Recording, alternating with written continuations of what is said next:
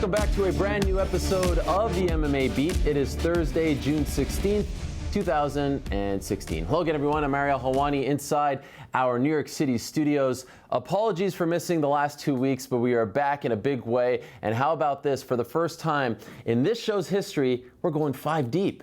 This is big. Special guest in the house. We've got veteran MMA journalist Josh Gross here, and of course, he is the author of the brand new book, Ali versus Inoki. It's a fantastic read. It comes out in bookstores all over this great country on June 21st. You can get it right now, pre-order it on Amazon.com and those other book websites, but we wanted to have Josh in because he has seen and done it all to talk about this book and talk about our sport, what's going on in the sport right now. So Josh, thank you so much for joining us. Amazing, thank you so much for having me. Yes, it is great to have him here. Of course, he is also a contributor for The Guardian as well, so a lot to talk to Josh about, and of course you know these guys as well. That is Luke Thomas of SiriusXM and MMAfighting.com. He is not wearing pants, by the way, just for the record. I'm wearing pants. That is Jeff Wagenheim of SportsIllustrated.com and Definitely the Washington Post. Yes. He is wearing pants, absolutely. yes. And of course, that is the man in the hat, Chuck Mindenhall of MMAfighting.com. All right, let's start with you, Josh. This is big. This is kind of like when The View has a guest in studio. All 4 of us, yes,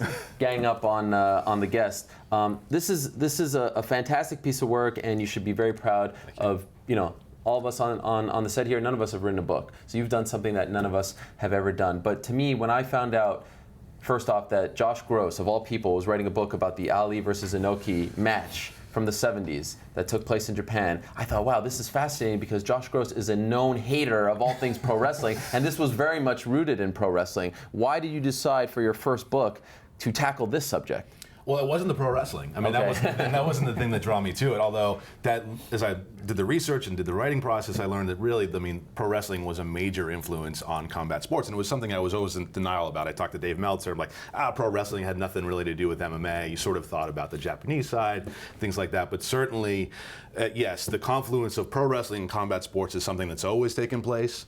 I mean, I write about this match in particular, and this is the focus. But I mean, we're talking about, you know, catch wrestling and, you know, the history of where pro wrestling went and became what we know pro wrestling to be today, and Jack Dempsey versus Ed Strangler Lewis in the 1920s. I mean, this sort of thing has been happening for a long time. Obviously, Muhammad Ali is an incredible character, and Antonio Inoki in his own way is as well. So this story captivated me. The reason I was drawn to it, I was lucky enough to go to Japan for Pride, and I went 12 times. Okay. And the only souvenir I ever brought back was a replica poster of the match. I bought it at a shop near the Tokyo Dome. Wow. And I said to myself, I'm going to write a book about this one day. Really? And, you know, I did. So, back then? Yeah. Wow, why? And there goes our book. I predicted that was going to happen. Expecting it. Why, right off the bat, without knowing a lot about the subject, did you say, I'm going to write a book about this?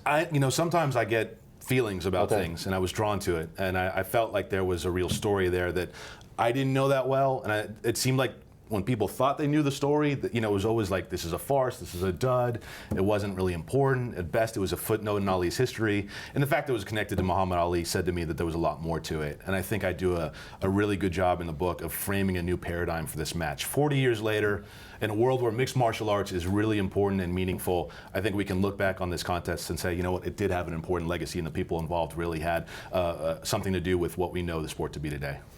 I was going to say, did you find what you were looking for?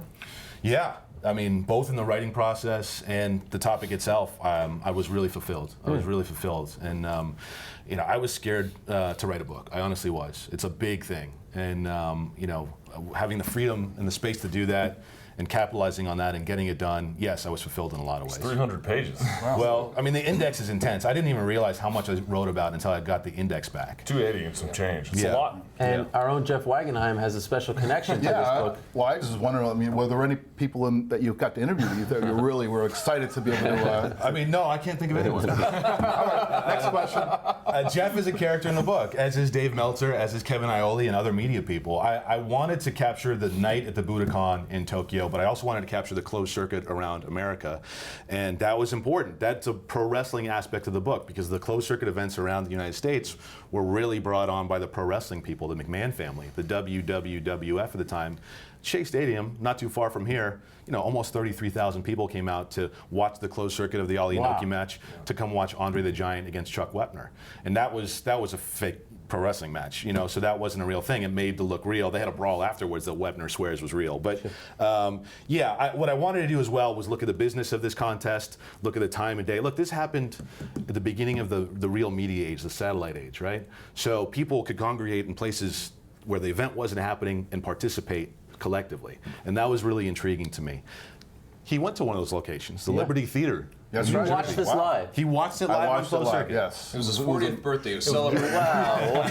A miserable night. You know what was cool? He was in high school, Kevin Ioli was in high school, and Dave Meltzer was in high school. Wow. And so I got the perspective of people who became sports writers, especially in this space, who can tell a story, who can really sort of understand the significance of this event, and go back and get their recollection of it and their telling of what happened. I mean, he had some great stories, and I was honored to have him in the book. Yeah, it was a very fun thing. What do you remember? What do you remember from that? What drew you to it? I just remember it being a miserable night, not just because of. I mean, anybody who's ever watched this fight would recognize that it was kind of a bizarre occurrence through the whole time. But just you know, what was the date? It was the middle of the summer. So in the U.S. it was the night of the 25th. It took place in Tokyo on the 26th. Yeah, so it was a hot day in a theater where the air conditioning wasn't working, was packed. You know, like I just remember like breaking out into a sweat, watching all the prelims, and feeling like I just wanted to go home, but sticking it out because it was Muhammad Ali, and you know, and I had no idea who Inoki was, no idea. Even I don't think a lot of people, that was a thing where there was a pro wrestling angle, but it was Japanese pro wrestling, and people who watched the WWF barely knew who any of these people out of the East Coast region were. So I had no idea who this guy was, but I knew that Muhammad Ali was going to be. People were upset, right? In the theater, people got upset. Yeah, we were walking out in shame. It was like it would be like, you know, here we're in Manhattan now. It would be like walking out there and you know, dropping $20 in a 3-card monte game and feeling and like sort of walking away in shame, like you just like, I should have known better. That was what it was like. Dave Meltzer watched in San Jose, and he said people were almost rioting. I Wow. mean, they were so frustrated they didn't know what was Because of how unfolded. Yes. First of all, people had no frame of reference for that. They didn't know what it was. The rules weren't explained to them. Half the people walked in expecting a pro wrestling match. Half of them thought maybe it's a real contest. Ali put his reputation on the line. He was on the Tonight Show on June 14th before he went out to Tokyo and said, "This is real. You got to understand, I'm doing this for real. Like, Inoki might break my arm for real." And he had to frame it that way because sitting next to him was a guy named Freddie Blassie, who was a huge pro wrestling. Classy. Well, he went with Ali to Tokyo. And I, in the book, get into their relationship. They met in 1962. Ali had 3 fights in Los Angeles. And that period, I think, was really instrumental in Muhammad Ali's life. Of course, he was the poet. Of course, he was the guy who had this amazing ability to captivate people, and he was so charismatic. But the brash Ali, the showman that we know now, I mean, that came out of that year. In that period, he was around Freddie Blassie, he was around the Olympic Auditorium, he was around these characters that really shaped. He became the Louisville Lip during that period. And I do a job of tracing that as well. Well, I know you spent 13 months putting this book together. I remember you were working on it, I believe, when I was on your podcast and we were talking about the Jason Thacker thing. You said you were working on something, but you're sort of cryptic as to what it was. But I'm guessing that that's what it was at the time. I think it's great. There's a poetic timing that goes to this as well. Obviously, we're celebrating Muhammad Ali's life at this moment. This book happens to coincide. Obviously, you've been working on it a long time. You did not know that was going to be the case. But it showcases, I guess, just how wide of a character he was. I grew up in Denver, and there was this big exhibit that he did with Lyle Alzado at Mile High Stadium. And if you see those old photos, the place is packed. Like, it was 70,000 people watching him in a ring with Lyle Alzado back in like 77 or 78. And it's just, I think it sheds light on the man that's, it gives a broader scope as to what he was all about, and how he transcended not just his age, but all the way up until now. But I know that you'd mentioned somewhere that, you recognize the genesis of MMA coming from this, but you were talking about, like, if this fight had existed, would Pride have existed? Would these things have happened? Do you think, in your mind, would these things have come up? It's difficult to say. I mean, you can't understate Antonio Inoki's importance in the creation of Japanese mixed martial arts. This match not only got a generation of martial arts thinking about mixed matches, and it really did. It was the impetus for New Japan Pro Wrestling, which became the impetus for Pancrase, which became the thing that brought people over to UFC 1. I don't know if there's Pride. I mean, Antonio Inoki was affiliated with Pride in so many ways. in Japan especially, the confluence between pro wrestling and mixed martial arts cannot be untied. I mean, they are the same thing. And you know, you can get into the what ifs. You know, it's very difficult to say. I don't think it would have looked anything like it does today without this contest. But one more question for you. It's interesting about Muhammad Ali because obviously he recently passed, and so what happened on Twitter was kind of interesting, right? There was all of this people sharing the best work they could find, be it videos, photos, or written work. And what really struck me was, Jesus Christ, the best writers of the 20th century spilled ink on this guy. And so you said writing the book was a daunting task. Now, of course, you wrote this long before we knew he was sick and obviously was going to pass away. But I guess what I'm wondering is, when you took up the task about writing about Ali, did that in and of itself carry trepidation? Of course it did. I was like, am I good enough to write about Muhammad Ali? And if you're writing about someone in their time, it's a different thing, right? Even if you're a great writer, he's there, you're writing about this character, this person, you know, you're writing your observations and sharing your thoughts and putting them down on paper. You know, to be reflective on someone who's obviously lived that life already and has an immense legacy, and then you know the people that wrote about him and the great works that they wrote about him, it's like, am I up to snuff, right? Am I good enough to do that? And I had to just say, well, whatever happens, happens. I'm creating this. The work itself, hopefully it's good enough and measures up and people are enjoying it so far, and I'm excited for the response that I've gotten. But absolutely 100% writing about Muhammad Ali was intimidating. And I embraced that. I really embraced it. I think a lot of us writers really got into the sport based on that writing about Muhammad Ali. I can think back to the Mark Cram, you know, the Thriller Manila piece, Norman Mailer's The Fight. You can go on and on about some of those books, and that's really what drew me to combat sports. I can go. I feel like that's really where it came from. It's the elite canon of sports writing, right? It is 100%. No question about that, and that's a good question because I did feel that. Not only was the process of putting a book together daunting on its own, but having these characters. There's so many people in this book who could have their own books, and most of them do already 10 times over. Right. So to combine those stories into this one event, that was difficult. But the Muhammad Ali factor, you know, I talked to so many people who were around him at the time. Obviously, I couldn't speak to him in preparation for the book, but so many people were great in sharing their stories who touched him and were close to him, and you respect that, right? You feel that, and he was an important human being. There is no one else like Muhammad Ali will ever walk the face of the earth. We should feel honored that we lived in the time and the age of Muhammad Ali. Sincerely, there's not a lot of people you can say that about, and to put words to paper about him, you know, I'm glad that I did it. I'm glad that I did it. And also to change the perspective on an event in his life. I mean, there were so many, all the great writers have written about some of the glorious moments in his life. This was not a glorious moment in his life. This was not one of his career highlights, and it's one that, for myself, until I started reading this book and thinking about it, really actually, not even thinking about it, until I actually took a look at this book, I always thought of that as a negative experience, as something that was just a shameful thing that they put together that had no meaning. And then I started looking at what you put together in it, and you have kind of elevated this into something with meaning, which I think is a really great accomplishment. So good job. Thank you. I appreciate that. I tried to do that. I mean, you know, you walk into something, you're not sure exactly how it's going. You have a structure for a book, and you sort of put it together. But as I worked through it, I was like, you know, this has a legacy that's worth revisiting. And most people look at it as a dud or as a farce. The boxing media at the time hated it. They thought Ali was embarrassing boxing and embarrassing himself, and they really dismissed it. I mean, Thomas Hauser in his great autobiography, you know, mentions it as sort of a footnote in a chapter that doesn't want to be remembered. Bob Arum hates it. He didn't even talk to me for the book. Wow. So. Bob. Yeah, good old Bob. He loves MMA, as you know. You know, I really felt that I could change the frame of reference for this contest. I really could. And 40 years later, in a world where mixed martial arts is really important and relevant, I think this match does have a lot to do. Would you say that was a catalyst? Like, when you're writing a book like this, did you know when you sat down, like, you know, I could change perception on this because I felt on the way that I felt as I was, you know, going through it that yes, I could do that, and I didn't even realize the stuff that I was getting into. I mean, I don't know what it's like to write a book when you don't have the internet. That's a different era and a different time. The internet allowed me to sort of go and, you know, you can fall into rabbit holes, good and bad ones, right? And so with this, you go from topic to, I was like, it leads to different places. I had no idea through the research of my book that Japan landed a strike on the U.S. in World War II.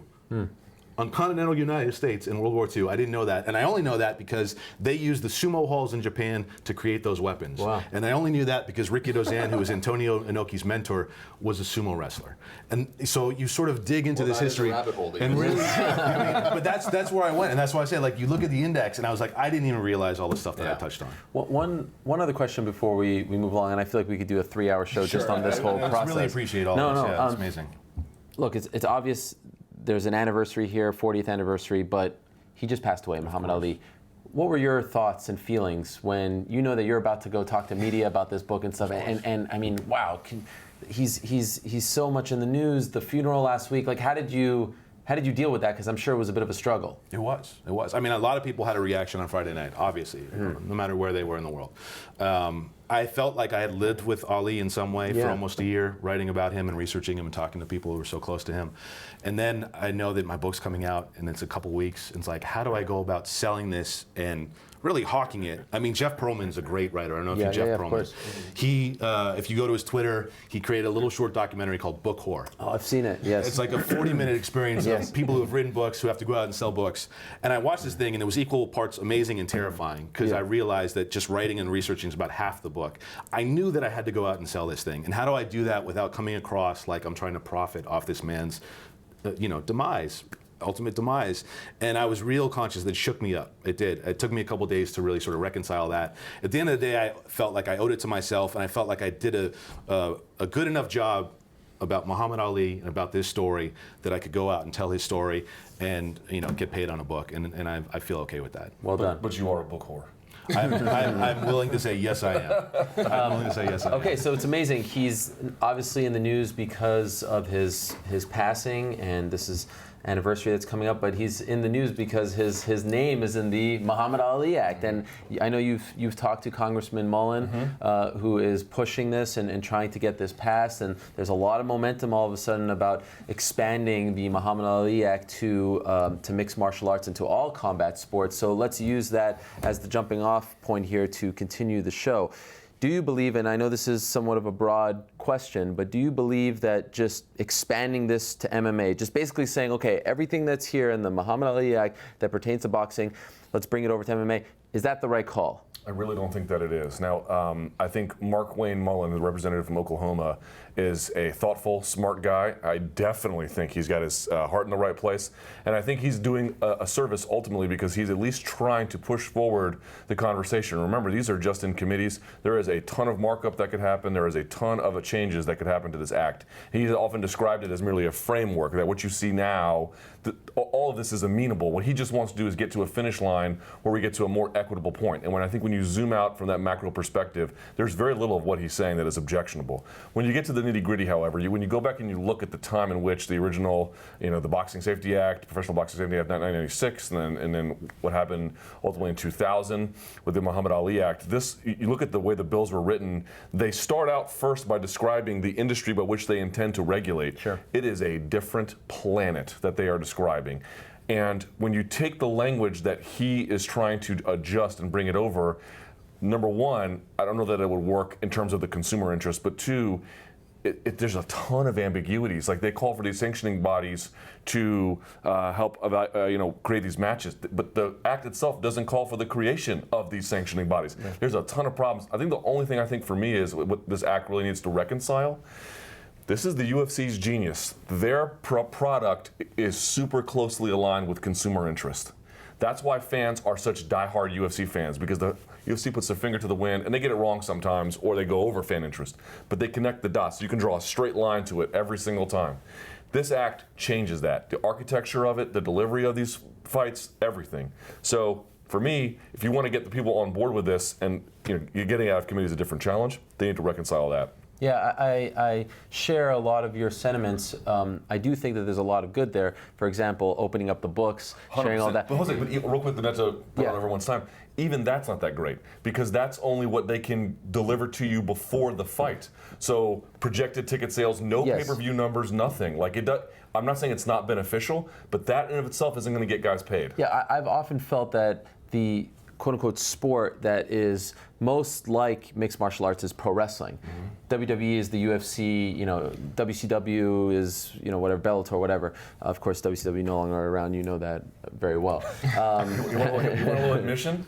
I actually went to a WCW. There, you see, it keeps coming out slowly but surely. The fandom comes out. So I feel like we need a Randy Couture act. I feel like we need our own separate act.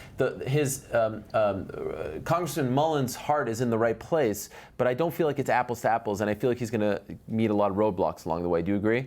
I think certainly. I mean, Luke laid it out very well. This is an act that was applied to boxing. Yeah. Now they're trying to apply it to MMA, and not only MMA, but kickboxing and all sorts of other combat sports. I mean, this is really a combat sports bill. So there are certain things in here that make real sense, right? Fighters, they're independent contractors, and yet they're not treated by independent contractors in the UFC. This bill seeks to address that. You want a situation in which, ideally, you want to know what your people are getting paid, and you want to understand a little bit more flexibility. If you are an independent contractor, maybe you shouldn't be locked into deals that limit your movement or things that you can't do in terms of sponsorship. You know, these are real issues. But again, this is trying to fit this particular peg into a certain hole, and maybe it doesn't quite work. Again, it's going to have markup. There's going to be a lot of movement. There's going to be a lot of discussion. But I do think these initial discussions, these initial forays in trying to improve the working conditions for mixed martial artists are important. Whether it's this particular bill, whether it's this particular moment or not, there is now a movement and a discussion, a real discussion. A congressman introduced a bill, you know, about mixed martial arts. I think that's an important thing. And you're 100%. Mixed martial arts, especially the UFC, is a hybrid of sport and pro wrestling, and has a lot to do with my story. Sure. There's no question about that. Now, I mean, I don't mean to draw it back to that, but I mean, that's the reality of it. Yeah. And so we're talking about a time now where the sport has progressed. It has moved to a point where maybe new conditions have to be set for these athletes, and I think you're seeing a lot of movement towards that. I agree. A conversation starter. That's what this sounds like, and it's a good thing. The concern that I have is if we just look at it as a conversation starter, or if we just look at it as, well, here's the bill and take that or leave it, we can end up with nothing happening. Like, think about other areas in which MMA and boxing get aligned. You know, just the way the way that things are scored in a fight. 10-point must system, you know, works pretty well back in the days of the 15-round boxing match or the current days of a 12-round boxing match. You can usually, over the course of 12 rounds, it all works out. But a 3-round MMA fight, 10-point must system sometimes it has been shown to not be such a good idea. Yet it came over here because of boxing, and the sport has never been able to pull away from that. And so one concern I have with something like this is that kind of all or nothing side. Yeah, it's a great conversation starter, and hopefully it will actually, the conversation that it starts will go on, and we won't be just stuck with something that, well, this is the way they did it in boxing, so we're just going to bring it over here and do that. I agree with everything you guys are saying. But I will say that I know a big hang-up when the UFC and kind of lobbying against it and everything is just the matchmaking itself. When you think about the matchmaking, I know we've had very few times where we thought a match was completely egregiously drawn up. Like, I remember the Chael Sonnen and John Jones, you had a big problem with that. Most of the time, when there is that fight. I know. Well, they do happen, but I'm saying, you know, most of the time when these fights are brought up, I feel like they do weigh in what the public wants. I feel like that's a big part of it. You know, so the meritocracy will go so far, but every now and again they throw in that left field fight where you're just like, wow, this is great, this is fun. It just keeps reinvigorating the sport. And I feel like messing with that model, that's the part that I'm like, I don't really like that. Well, that is a great point, because I want to ask you guys about Michael Bisping's first title defense. Michael Bisping is campaigning to fight Dan Henderson, and you know, we all have our issues with the UFC rankings, but let's just take them because that's what they put on the screen when they promote these fights. Dan Henderson is currently ranked number 13. Can you really promote a fight between the champion and the 13th ranked guy? I mean, he wasn't even ranked when he fought Hector Lombard in the middleweight rankings. To me, and we've talked about how we feel about belts in 2016, and I get where Michael is coming from, and the man has done a lot, and he's earned the right to be champion and to call some shots. But to say, I want that guy for my first title defense, to me devalues the title. Don't you agree? And that's one of the things that they talk about in the act about rankings and things like that. I agree with you that there's no commission, you know, there's no sanctioning bodies and all that. But if they book this Michael Bisping versus Dan Henderson fight, that makes that title feel. 2016 is the year of devaluing that title, isn't it? Like, this has been like almost that's been sort of the model. And there's momentum behind it. Yeah, there's momentum. I will say though from both sides though. Yeah. Henderson's out there calling for it too. Exactly. Can you blame him? No, of course. I'm just saying it's not top down. It's bottom up. Right. And you know, everything is timing with this sport. Anyways, they both get these crazy knockouts on the same night. All of a sudden they think, wow, those guys fought at UFC 100, and that's still one of the big memories in our mind. Henderson's talking about walking away. Let's put these guys back together. There's all this context that comes together,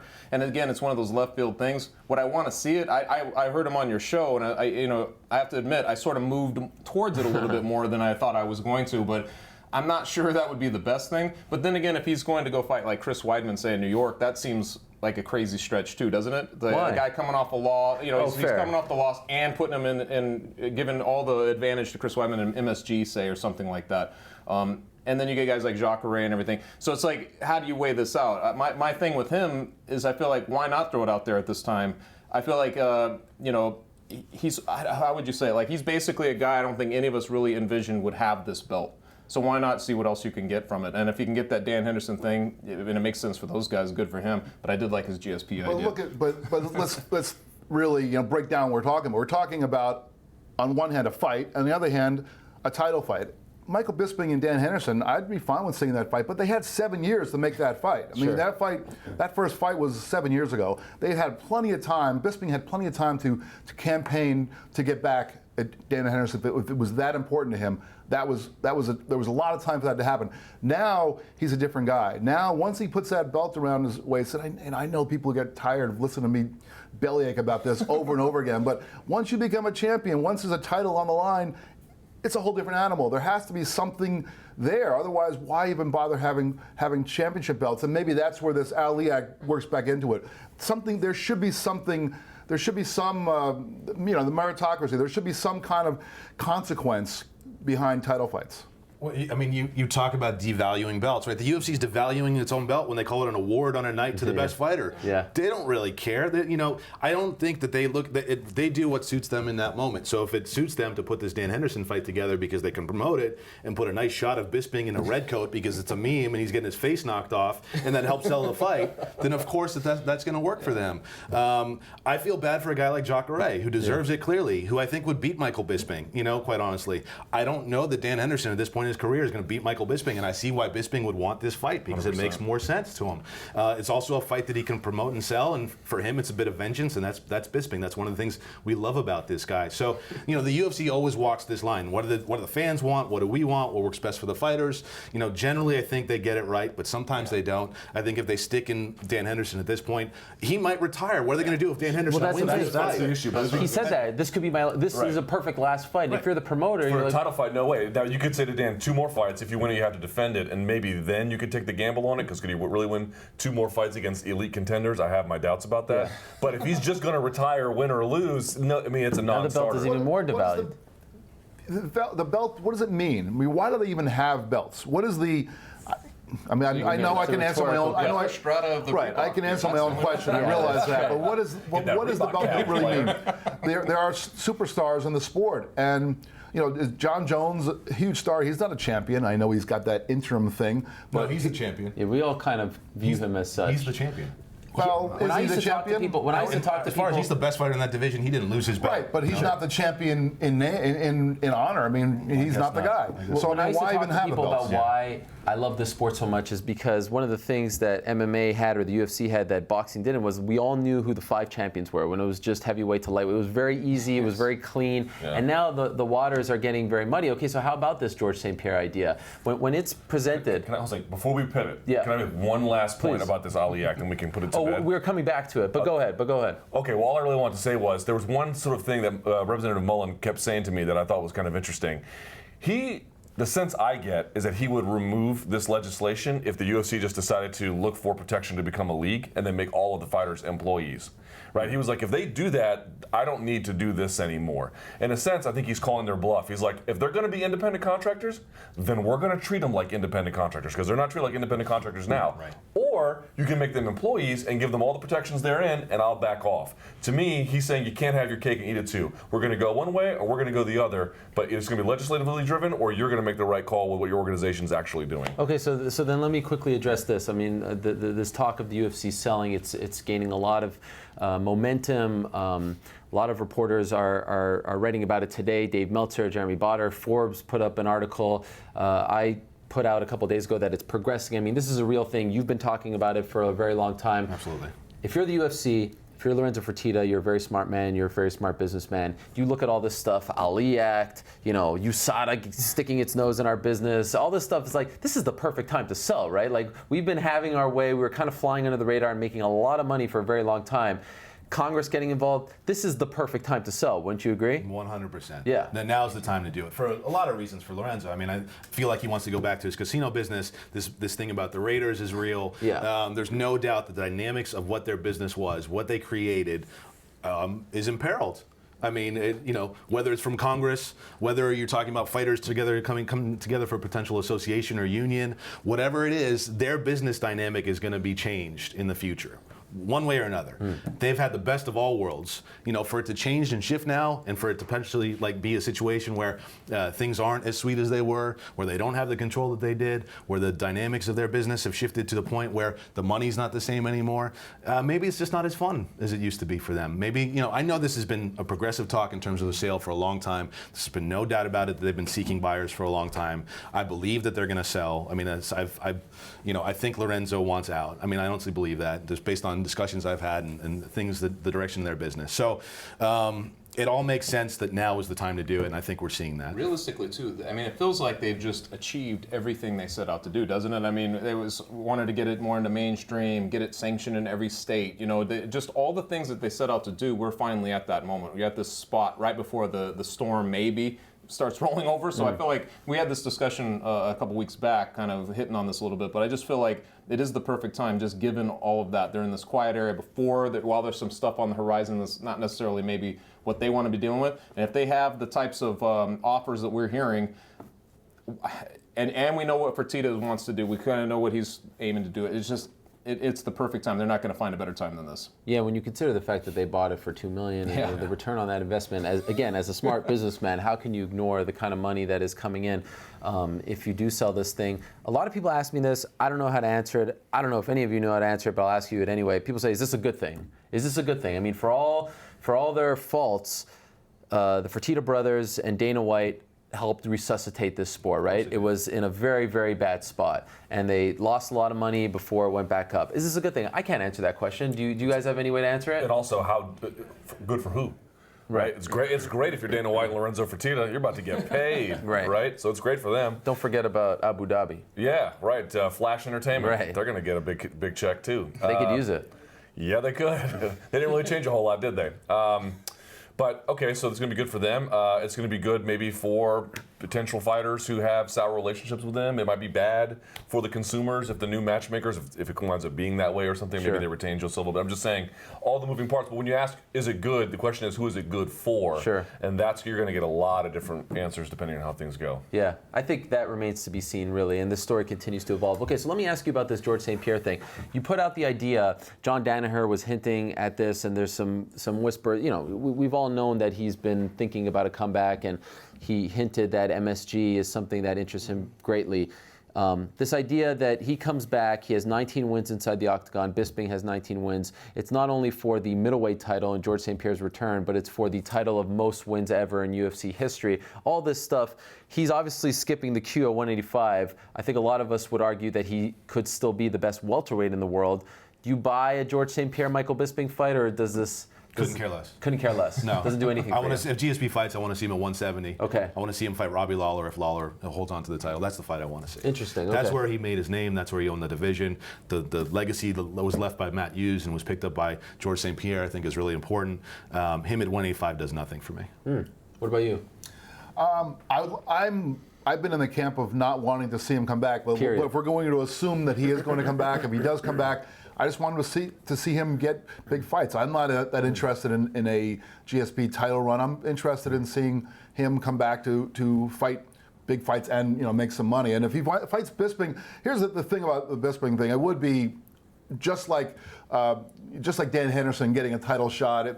This would actually be even worse in some respects because he's not even ranked. But on the other hand, he did retire or walk away as a champion, so I'm sure they could find a way to promote it in a coherent way. But there is not a clear person to fight Michael Bisping right now. I know you mentioned Jacare. Jacare is on a one-fight win streak. I know that a lot of people thought he won the fight before, but results matter. He didn't win the fight before. Sure. He might have fought better, but the judges gave it to the other guy. You can just tick off every single person. Chris Weidman, one-fight losing streak. Dan Henderson, forget about it. I mean, what about Romero? Romero, but suspension. I mean, there's a black mark against every single person that Bisping might fight. So any one of them could be argued for or argued against. But that also brings in the possibility of bringing in somebody from the outside. That's why there's some movement behind a Dan Henderson, and that's why there'd be some movement behind JSP. So whatever they do, they're gonna make some money. Make whoever he gets to step in the octagon against, make some money. Maybe it's because it's still dawning on me that Michael Bisping is actually the champion. Because I feel like I haven't fully wrapped my mind around that in some ways. But it's funny because I think for a long time we were taking for given that it's going to be Rockhold and Weidman and here's Jacare and all these guys. Well, it does shake everything up, and that's always the thing that happens with these 11-day these short notice fights. There's a monkey wrench being introduced to the whole situation, right? So this guy comes in, he knocks him out. It's like this crazy storyline, but then everything sort of becomes different, right? And I feel like with Michael Bisping, he was already sort of entering that space of the oldie circuit, going to fight guys who are the former glories who weren't necessarily like, the Anderson Silva, you weren't sure what was going to happen beyond that fight. He somehow wins it, and then he ends up in this situation. So I feel like he's still riding both sides. So in my mind, GSP, a guy like that makes a lot of sense, especially when you have extra, incentive with 19 wins, who's going to get 20, all that stuff. In my mind, it's fun, and I can't. It's the same thing with GSP. You have trouble, other than Lawler. I would like to see that fight, but you have trouble figuring out the exact guy he should face. In some ways, you look at it and you think, well, why not those two guys? Why not throw out this really weird fight, in his comeback? So I don't have a problem with it. I can't say that I'd be pining for it. I'd be disappointed if it never happened, but I certainly could get behind it. Well, this whole thing, it's like, well, 19 wins versus 19 wins. No. Let's be real. You want to get paid. You're 37. You've taken a tremendous beating. He's pretty upfront about that, too. Yeah, he's taken a tremendous beating. And you're hearing other champions, too, like Dominic Cruz on your show.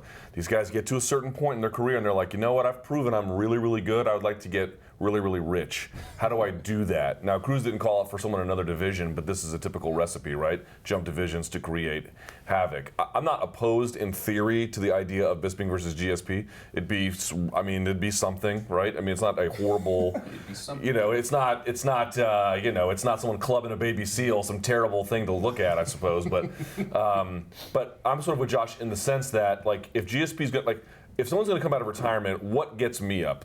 What gets me up is not merely can I put them against this other big name. That doesn't do it for me. The question is, if you're going to come back, can you still compete? Can you still compete at an elite level? There is at least reason to believe that George St. Pierre, even tearing his ACL while he was out, his other one, can still be very competitive. I do not believe that to be true now that Fedor's back, that he can compete with the elite of the heavyweight. I mean, maybe he could and get a lucky one, and you never know, because they're all old too. But not in the same way that St. Pierre can, I don't believe. And so for me, that's intrigue for him at 170. But if they made it, I'm not going to cry. Hasn't Dominic Cruz proved that there's no such thing as cage? There's no such thing as ring rust, bro. It's just in your mind. You talk about getting paid, right? You talk about guys coming to the realization, like, wait a second, I'm not getting paid enough for this stuff. One guy who said that recently was Rory McDonald. And I got to tell you guys, this Rory McDonald versus Stephen Wonderboy Thompson fight, I mean, this really encapsulates everything I love about mixed martial arts in 2016.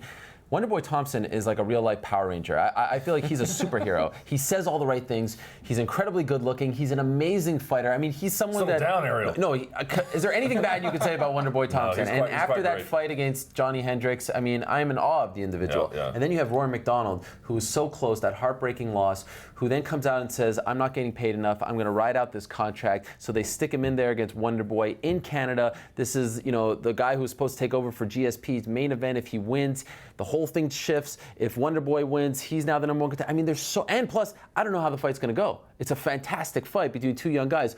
Do you guys share, I am counting down the minutes to this fight. I really, truly do not recall, give me any main event of the last couple of years, I don't recall being this interested in a fight. And I'm not just saying it. I love it. I love everything about the fight, the storyline, the fight, the matchup, everything involved.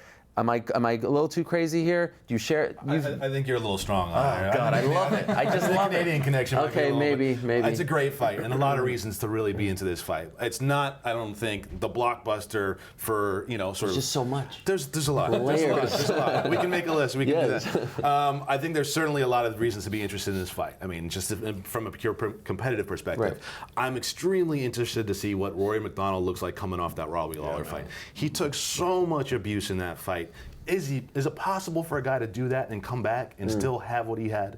I don't know. And that's to me the number one on the list of what I want to see that fight. I think Stephen Thompson has all the tools and is extremely unique, and he could be a champion. Very interesting guy. What he did to Johnny Hendricks was really impressive. Yeah. I would love to see him move on and have we have these unique characters come out, these unique styles of mixed martial arts. We thought we knew what mixed martial arts was. You could wrestle and do Muay Thai and have a little jiu-jitsu, and you were good, right? And now we're seeing these guys with really disparate, unique styles coming and making themselves effective in mixed martial arts, and he exemplifies that in so many ways. So I'm intrigued by him. But for me, the number one storyline of the fight is Rory McDonald, right? The free agency thing. Yeah. The fact that he took the beating that he did against Robbie Lawler, he sat there with a smile, this weird freakish thing that he was like. I mean, he's The Canadian Psycho. Yes. Is it a Canadian psycho or just psycho? Because there's something there's something in him that I can't grasp as a human being, but he has that. He said it was the best night of his life. Which is insane. Yes. Which I guess a psycho is insane. I mean, I don't know. I feel like that's it.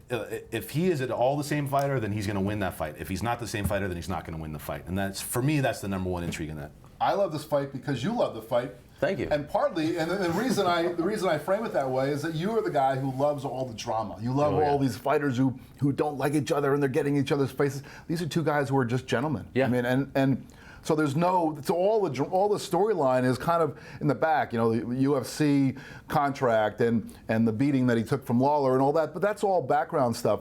These two guys, when they face off, you know, they'll touch gloves, they'll smile at each other. I mean, these are guys that just want to go out there and compete.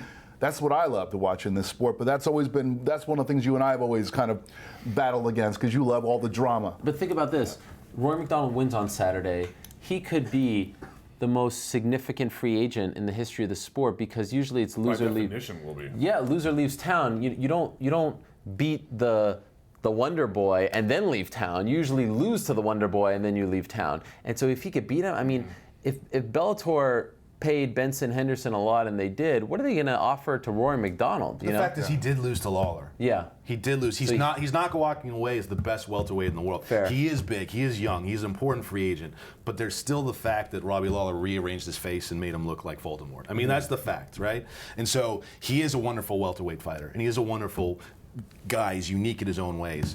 I think he's an important free agent, but is he the game changer free agent? I will say don't know. this. I thought that Rory McDonald, regardless of how he came out of that fight, he was probably more popular than he ever did. I mean, I felt like there was a complete change of how we viewed Rory McDonald after that fight. And that goes into it, obviously, because we're talking about the how things of entertainment come in to control us too, like why we tune in. So I feel like that plays into it. You're right. There are so many layers to it that I love.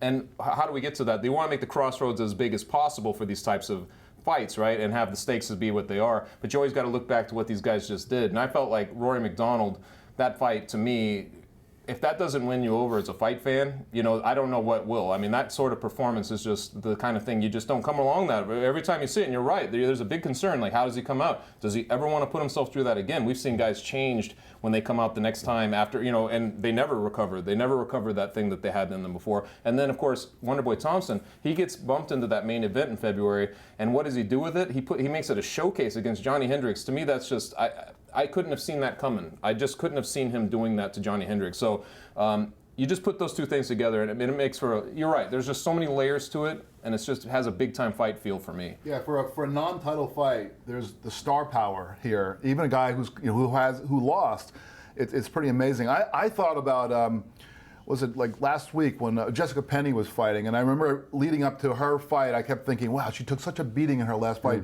I have a lot of concerns that she's going to be able to be what she once was. Not that she's anything like Rory McDonald, but still, it came true. She went out there and she looked terrible in her last fight, and that was I would submit that was a very clear product of the beating she took right before that in her last fight.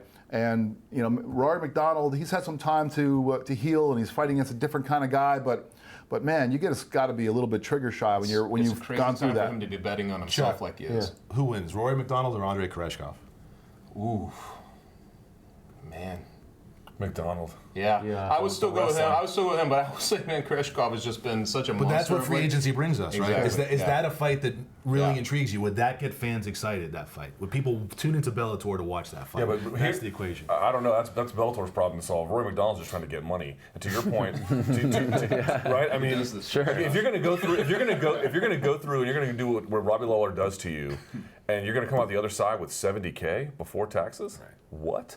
Yeah. What? That should be 700K. Right. That should be 7 million is what that should have been. Do you know if he got a bonus after the UFC slip him a check afterwards for his troubles? Do you know? We don't know, but I don't think if it was, McDonald's not too happy about it. I don't know. He got a. If Ali want to go to Australia. exactly. Fight Maybe Hector you got a Lombard. coupon to Baja Fresh. You can take us all together. Okay, so let me ask you guys about Will Brooks, because there's a free agent who just signed with the UFC. Just real quickly, Yep. my favorite fight night before this one, in terms of main event, I'm kind of old school like this. In terms of this kind of matchup, like hot contenders in different places, not the same kind of backstory, but to your point, was always Caro versus Diego Sanchez. That to me remains one of my all-time favorites, and this has the potential to clearly surpass that. Back in the Spike days. Okay, so Will Brooks signs with the UFC. You noted, very happy man, right? He went on Twitter and he's shouting. I mean, the thing about Will Brooks like. Yeah, exactly. Very animated. The thing about Will was that he was very clear where he wanted to sign, even while he was under contract with Bellator. Bellator did offer him a pretty good deal. He wanted to be in the UFC. He takes a fight on essentially 2.5 weeks' notice against Ross Pearson, so he's not fighting title contenders. He was obviously the champion in Bellator, and we don't really, it's hard to say. I mean, he's fighting Eddie Alvarez and Michael Chandler. Those guys are upper echelon, in my opinion. He comes on the Ultimate Fighter finale against Ross Pearson, and a lot of people, I saw their reactions like, what? This is, you're the Bellator championship fight, the UFC champion. And I don't know if that's right, but do you guys feel like it's a little bit underwhelming that he's fighting Ross Pearson on the tough finale, or does this make sense for Will Brooks? It depends on what his contract looks like. There's some speculation that he's fighting on that card because he's not making a ton of money in his contract, which is possible because, Bellator just cut him, no leveraging power, so maybe that's it. For me, I actually called into my radio show yesterday. Okay. He seemed beyond the moon about it. I actually asked him about it. He has a wedding 10 days after the fight. I wonder if there's a financial interest in his own wedding. Yes. Yeah. I believe that's right. I think that's right. He's collecting a check before that. I wonder if that plays into it a little bit, which is, I don't know that it is. I'm just speculating, but that seems like I would like a big check before my wedding. Trust me. That would have been great. But for me, I like it because it's a big weekend. So he's going to have more cameras in his face than ever. He's going to have more questions about it than ever. But it's a tough but manageable task tucked away on the middle ground card. In other words, you do get a lot of the pressure, but you're not being asked to headline a UFC main event right away. You're not on the major pay-per-view card. It's a little bit of give and take. I like that for him. I think it's great for him. Yeah. I really do. I think look, Hector Lombard burned the UFC in terms of a Bellator champion coming over, making huge money and not delivering, right? Yeah. So here's a guy who doesn't have much of a profile. People aren't really enamored with Will Brooks. I think he's a hell of a fighter in this possibility. He could be the best lightweight in the world. I love that he's taking that upon himself. He believes he's that guy. He knows he has to go to the UFC to prove that because that's just a Shark Tank at 155 in the UFC, and he thinks he can be swim in those waters and do very well. I think the Pearson fight sets up nicely for him. I'm sure he's been training this entire time with this in mind. I have no doubt that he's going to be prepared. I think he'll beat Ross Pearson. I think it's a good introduction for him in a pretty low pressure moment. If he falls short, hey, it's short notice, but I think this is a good spot for him, and I think he'll do really well. And more often than not, it feels like when guys sign these contracts and they come over to the UFC, whether it's the jitters, they usually stumble. So why go into probably not making top 3 money? You know what I mean? Why take that risk? Why not just work your way up and sort of prove to them? My question to you, though, Jeff, is did he play this the wrong way? I mean, yeah, he may have wanted to go to the UFC, but was he too open with his feelings, and maybe that worked against him? You know what I'm saying? Well,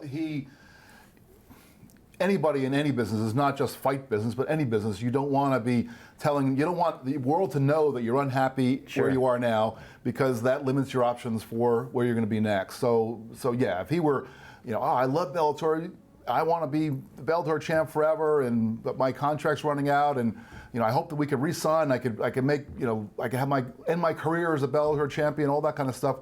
Even if he doesn't mean that, I mean, I give him credit for being honest, but I don't think honesty is honesty doesn't really, work in your bank account. When you write a check out I can attest to that. That's true. Yeah, it's not always the best thing. I think he did not play it smartly, but you know what? He's a fiery guy who seemed to know what he wanted, and now he's getting it. I mean, you just go back, I don't know how long ago. You have to go back to when he was getting set to fight, I think, Alvarez, or back a while, and it just seems like he realized at some point, I'm on the wrong road. I'm just on the wrong road. He never seemed happy at that point. It seemed like from that moment on, he just wanted to be on that other road, regardless if it's Pearson or who he's going to face. He just wanted to be on that road because that's where all the fighters, were, and that's where he wanted to be. That's where he wanted to be among the best in the world and all that stuff, right? So it was fun to watch his jubilation yesterday, and just kind of, I was texting with him a little bit too, and it's fun to see.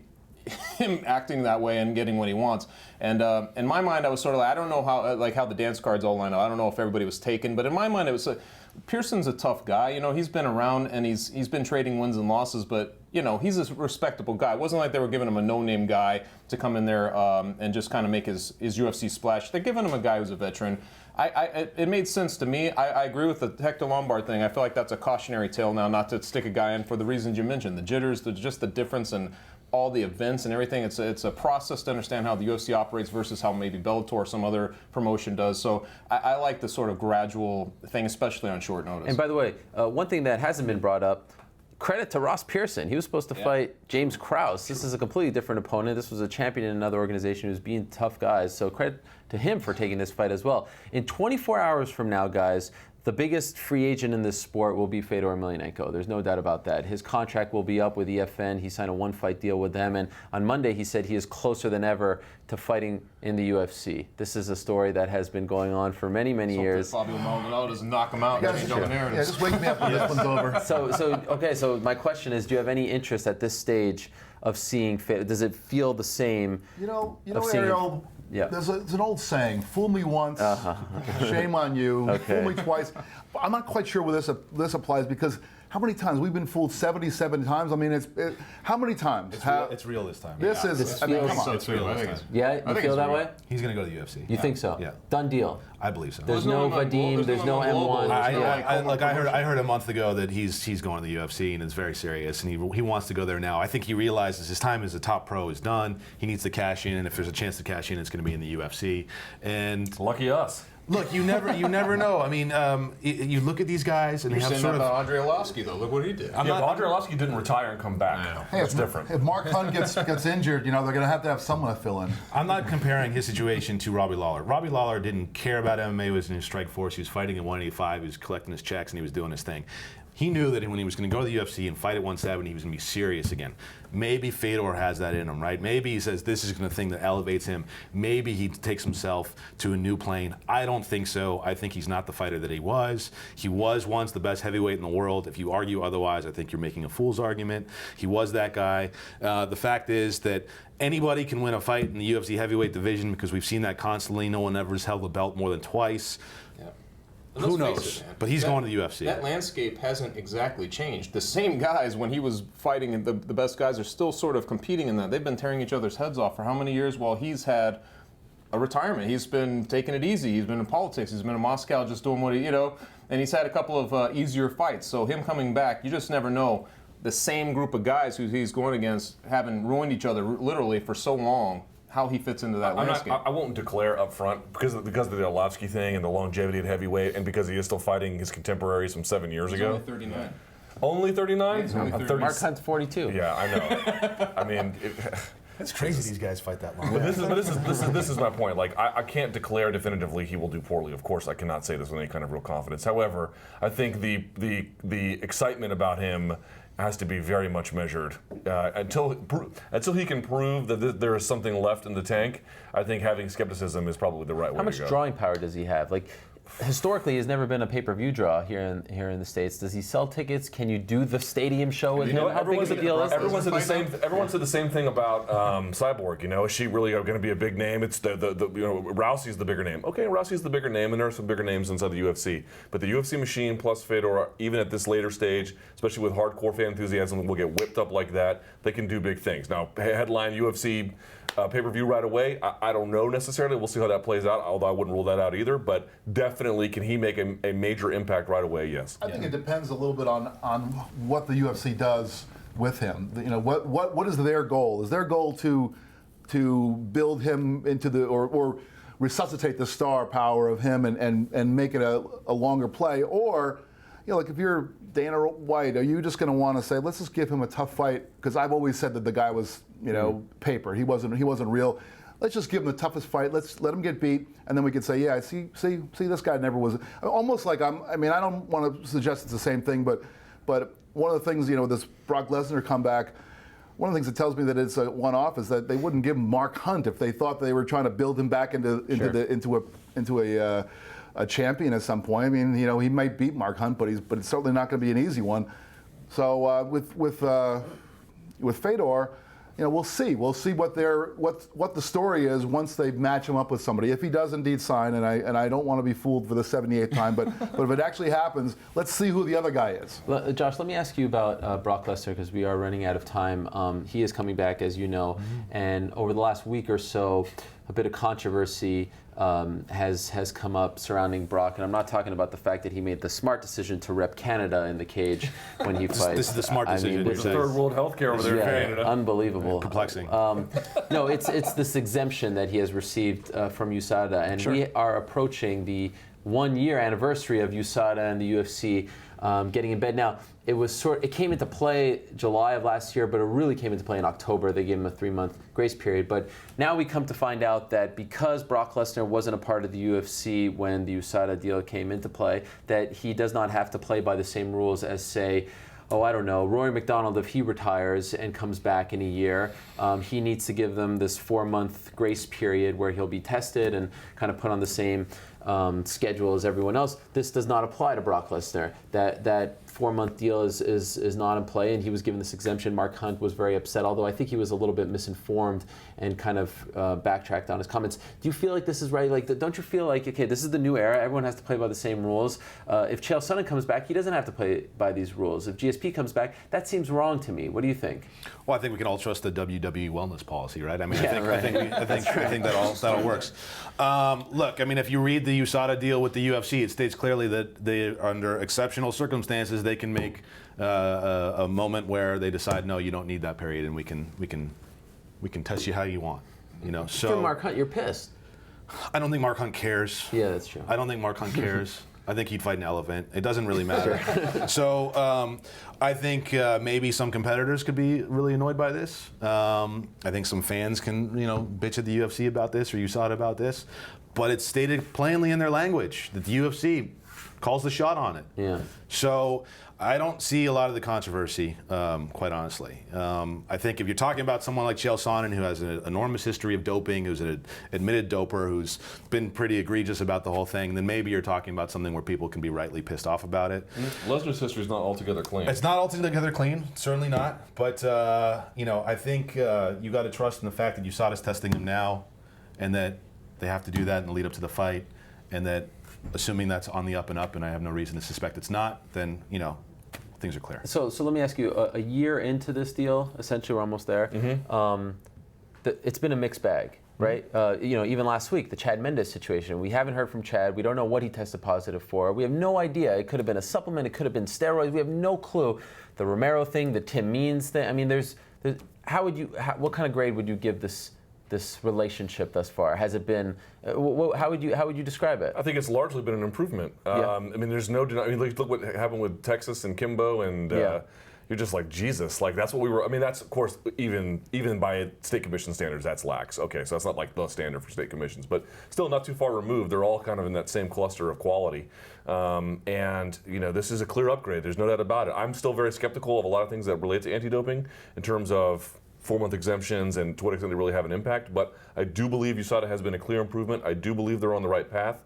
I just believe that these laws and these bylaws, whatever you want to call them, these codes, they got written up real quick. There are a lot of questions about them. I mentioned it before with Lyoto Machida. We forget about him. That substance that he is banned for is flagged as having an anabolic profile and it was put on the list, and then subsequent studies showed it had no anabolic profile. WADA is, by the way, in the news constantly for being a disaster and a failure, not merely related to meldonium, but of course what's happening in Russia and so forth. USADA is kind of obviously separate from that. Long story short, B+, lots of good, a few ones that are bad, but the good news for fighters is if you're Tim Means and you're Yoel Romero, poor little Machida has no recourse. But if you're on that level, you at least have some kind of way to get yourself out of trouble. 6 months, while not, in my view, fair, is not so egregious. Sure, but what about the court of public opinion who now... Oh, they just get murdered. I couldn't give it anything higher than a C just because of that. The fighters, for us, what do we think of right now? We think about Chad Mendes. We think, oh, he's a juicer or something. We have no idea what he did or what he didn't do. All we know is that he's provisionally suspended. What does that mean? It means that he can't make money right now while it's not clear to anybody what he did or what he didn't do. So while I agree with Luke that the intention is what elevates it from an F, it would be an F if it wasn't for the intention. But you can't just paint fighters as being cheaters without showing some kind of substance. I will say though, for me, because like the supplement thing is like in front of my mind, I will give USADA some credit because they're doing a public service that basically the FDA doesn't do. Right? Fighters are taking this into their bodies, they're expelling this stuff, and they're like, wait, I didn't do anything wrong. I read the label, I bought it over the counter, this was a legal transaction, I did my due diligence, and of course there's some punishment. USADA's testing and being like, oh my God, they're right. And then they're adding these supplements to a list that is publicly available. This is a real service. This is a legit service showing you exactly how sketchy supplements could be, not merely for fighters, but for you or for me, for anyone. So for me, like, just as a guy who takes supplements, I'm like, good looking out, USADA, this is great. If you follow them on Twitter, just I think 2 days ago, or maybe yesterday, they actually updated their supplement list, and they do, I think, like the Reebok deal, like the Ali Act, like potential Fighters Association, like the fact that the fighters make no money off the TV deals. I think we'll look back at the USADA deal 20 years from now and be like, okay, maybe at first it was a bit of a fumble, but in the end it ended up being a great thing for the sport. I think you can't deny that. So I largely agree with you. Okay, one last quick thing before we go, and we packed in a lot, I know, into this show. We missed last week, but I feel like we have to, quickly, and it's not fair to even do it quickly. We could do 5 shows on this man, but Kimbo Slice did pass away around a week and a half ago, and I think we all would agree that he was a pioneer, and he opened a lot of doors. He main evented the first MMA event on broadcast television. I think a few of us were even at that event, covering it in Newark. Just wanted to get a final memory of Kimbo Slice, a personal interaction, an interview, a moment with him. I know you've seen him fight, you've talked to him before. When you think of Kimbo Slice, what do you think? You're gonna laugh at this. I mean, look, I was there with you. I met Josh Gross at the Kimbo versus Thompson fight because we both looked at each other, and Gary Shaw gave us hot dogs and cookies, and we were like, wow, Gary Shaw, you are a cheap F. We made it. We made it. Yeah, look how fabulous our lives are. Here in Newark, New Jersey, I got bed bugs just attending. Truth be told, man, so I saw that fight, which of course was not great, and then he did have some good fights. I thought the Ray Mercer fight was a game in development, right? But then the Shamrock and then of course the Dada 5000 fight, these were just terrible, terrible fights. So I don't really want to remember him that way because I had the most fun with him when you're just talking to him. And he showed up to the open workouts for Bellator 138, that was the Shamrock fight. And he showed up late and he didn't work out at all. And he recognized Esther and Casey. And I guess he hadn't seen them since the Pro Elite days and gave them both a hug. And because Casey asked, he gave me an interview, which he wasn't going to give to anyone else. He eventually did a scrum for everybody else. And then when I was done with my one-on-one and he was doing the scrum for the local media, I sat next to the ring at this facility we were at, and I spoke to his wife and a couple of his kids. I swear to God, these are the most salt of the earth people you can imagine. Your neighbors, people on the metro, people at the grocery store, that is who they are. And whatever else you want to think about Kimbo Slice as a fighter, you're welcome to. But for me, I never understood the guy better until I met them. Wow. Josh? I echo everything said about Kimbo and the people that are around him. Really just genuine. Really, really good. Look, I was extremely critical of him as a fighter from very early on. Same here.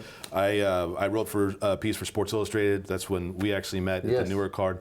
After the James Thompson fight, I said, this guy's not legitimate. He's not worth our time. He's not really interesting as far as a fighter goes. Forget any kind of championship status. And yet I was just amazed by how people were continually drawn to him. It didn't matter the platform, whether he was media or fans or whatever it was. I was really sort of shocked by the appeal that he had to people, and I didn't quite understand it. I didn't know anything about his street fighting until he became a mixed martial artist professionally. I'm trying to think of one particular story about him. There's this one moment I have, and it was back in the Gary Shaw Pro Elite days. It was after a fight at a press conference. He had his people around him, and it was the opposite of Luke's experience, right? And it wasn't Kimbo, it was the people around him.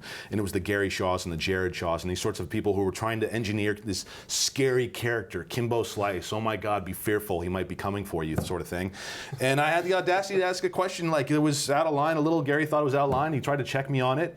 And he tried to embarrass me at the press conference, and I was like, laughed it off, whatever. Afterwards, I went out, I saw Kimbo, and I saw Icy Mike, who's his manager, a great guy. And they were just totally sweet, and they gave me all the time I needed. After Kimbo passed away, I texted Mike and I said condolences. He got back to me right away. He's a very sweet guy. That core, that's how I remember Kimbo and the people around him. What I remember with Kimbo was when he came to the UFC and was going to be in the Ultimate Fighter house. I must have interviewed him. I don't think it was a live interview. I think it was over the phone. But what I remembered was he was so excited at this opportunity and was taking it really the way all those guys who have ever competed on the Ultimate Fighter probably have, or at least should, as this was going to be a learning, building experience. Of course, he was different from all the other people who have ever competed on that reality show because he was a superstar. He was a huge star, and yet he didn't approach that as though he were some kind of star. He was approaching it as, well, I'm a guy who knows how to throw hands, and I want to learn this other stuff. And I always thought that was a really interesting way for him to approach this craft. He really did try to learn how to be a mixed martial artist, and I always took away some measure of respect as an athlete. And the other one was Chuck and I were fortunate enough to see the MMA debut of his son, That's right. Baby Slice. Yeah. And I remember we were chatting with Baby Slice after the fight, and he had his phone. He just couldn't wait to go and call his dad and tell his dad that he'd won his fight. And I just remember that there was this sort of like glimmer of family pride there. And he also pointed out that he was you wrote the story. He was in his mid-20s. His dad would not let him, even though he'd been training since he was a teenager. His dad would never let him fight until he went through and finished his college, his education. So that was. That's the legacy of Kimbo Slice, not the knockouts. The legacy was the human being. What was it he said on the show? The enemy is the inner me. Yeah. Remember that whole thing? I would say that I didn't really have a lot of interaction with him. I didn't cover a lot of his fights, but I did a piece on Elite XC's the 5-year anniversary, and of that whole thing with him and Petruzzelli. And he was the hardest to get. I was trying to get him. I was going through Ice and Mike and all those. And finally, I cold called him. I just was like, I'm going to call him up and just see what it is. I just remember him bitching me out about calling him like. But I had a sort of. He was not a part of the piece in the end. But I was like, I thought he was a little bit a rough guy, like in that sense.